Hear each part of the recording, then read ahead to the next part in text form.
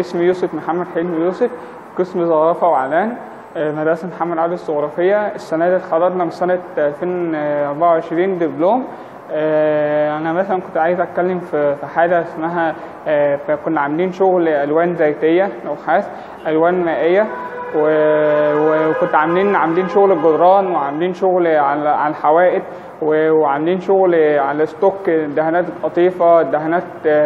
عملنا برضه شغل أكتر تطوير الميادين والجداريات. كنا عاملين شغل على السيراميك، على الحوائط.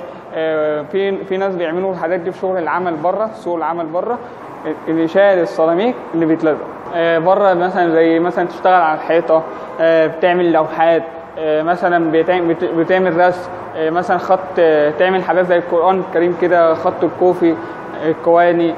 أنا بنصح الشباب وزمايلي خارجين معايا السنة دي إنه يشتغل.